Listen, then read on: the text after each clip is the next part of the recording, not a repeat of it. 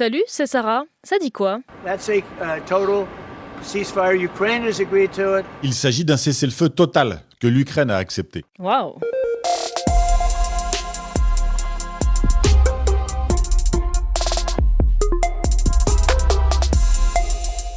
À entendre Donald Trump ce matin, on pourrait croire que la guerre en Ukraine est terminée. Il y a eu une vraie avancée hier, mais on est encore très loin de la paix. On se refait le film. Hier, Américains et Ukrainiens avaient rendez-vous en Arabie Saoudite pour tenter d'organiser des négociations pour la paix en Ukraine. Deux choses sont sorties de cette réunion. D'abord, les États-Unis rétablissent leur aide militaire à l'Ukraine. Elle avait été suspendue la semaine dernière. Et puis, les deux pays se sont mis d'accord sur une proposition de cessez-le-feu en Ukraine. 30 jours d'arrêt des combats pour justement négocier la paix avec la Russie. Une idée déjà proposée par la France et le Royaume-Uni il y a 10 jours. L'Ukraine accepte cette proposition. Et c'est on ne peut plus clair dans la bouche de Volodymyr Zelensky. C'est une proposition de trêve. La guerre n'est donc pas encore finie. Nous devons maintenant nous adresser à la Russie et espérer que le président Poutine l'acceptera également. Tout est entre les mains de Vladimir Poutine. S'il refuse, il faudra repartir de zéro. Et s'il accepte, ce serait génial, pour reprendre les mots du président américain. Et Volodymyr Zelensky compte sûrement sur les bonnes relations entre Donald Trump et la Russie. Mais la population ukrainienne, elle, est très méfiante. La journaliste Tetiana Ogarkova explique ce qu'elle voit sur les réseaux sociaux ukrainiens. Il y a presque personne qui croit que demain, les Russes vont arrêter de tirer. Ça nous paraît irréaliste. Et dire qu'il y a un mois, on était tous désespérés en France quand Donald Trump a signé un décret pour bannir les pailles en papier et revenir aux pailles en plastique. Alors que les couteaux, les fourchettes et les assiettes en plastique ont disparu des cantines scolaires et des crèches depuis le 1er janvier dernier, eh bien, ils vont pouvoir faire leur retour. Le gouvernement français veut revenir sur l'interdiction des couverts en plastique dans les cantines. Alors, c'est pas pour faire plaisir à Donald Trump, mais parce que la loi, votée depuis 2018, est mal écrite. En fait, c'est une histoire de choix de mots. Suivant comment on interprète le texte, on pourrait considérer qu'interdire les couverts en plastique, c'est aller plus loin que ce qu'il y a effectivement écrit dans la loi et que seuls les bacs en plastique pour réchauffer les aliments, par exemple, devraient être interdits.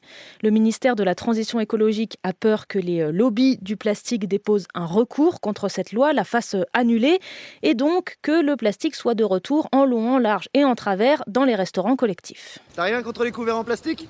Non, j'aime bien. Ça fait vacances. Les associations dénoncent évidemment un grave retour en arrière et les lobbies assurent que ce décret ne les empêchera pas de déposer leur recours. Je ne prendrai pas ce chiffre pour dire que c'est un échec. Ça n'a pas marché. À te signaler ce matin, la fin du procès de l'enseignante accusée d'avoir harcelé Eva L. On connaîtra sa peine le 10 avril prochain, mais la procureure a demandé qu'elle soit condamnée à 18 mois de prison avec sursis. Et puis hier, les députés ont lancé un appel au gouvernement pour rendre publics les cahiers de doléances des Gilets jaunes. Alors ce sont littéralement des cahiers, 19 000 en tout, remplis de préoccupations et de propositions de citoyens formulées lors du grand débat national en 2019 pour qu'ils soient accessibles par tous sur Internet. Il faudra d'abord les numériser et les anonymiser. Et puis je voulais aussi te parler ce matin de nouvelles fonctionnalités de TikTok en Europe. Les parents vont pouvoir imposer une limite de temps d'utilisation de l'application qui sera impossible à contourner pour leurs enfants. Ah oui ? Ça c'est bien ça. Et sauf que pour ça, eh bien, les parents vont devoir obligatoirement se créer un compte. Oh là ! Oh, ça, c'est pas bien, monsieur. Celles-là se dérouleront jamais. Parce que mon père, il avait pas trop TikTok et ma mère, je pense qu'elle s'en fiche, elle installera pas, quoi. Ou alors moi, j'en connais beaucoup qui ont dit ça et puis qui ont fini par installer TikTok et par passer beaucoup trop de temps à scroller. TikTok va aussi lancer une fonctionnalité méditation pour les moins de 16 ans. À partir de 22h, plus de vidéos, mais des exercices de relaxation avec une musique apaisante.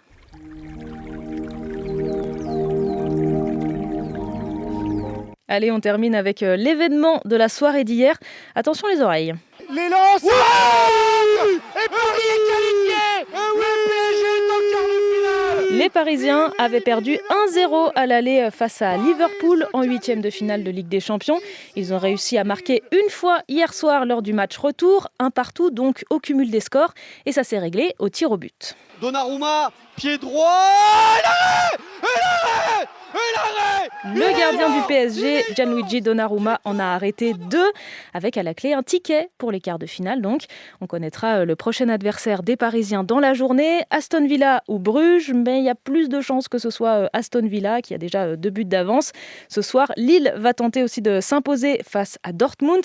1-1 au match aller, tout est possible. C'était Sarah de France Info. Il ne faut pas qu'on ait à l'esprit qu'on peut rentrer dans l'histoire, que c'est un match peut-être le plus important pour le club, etc. Allez, ciao. That'll be great.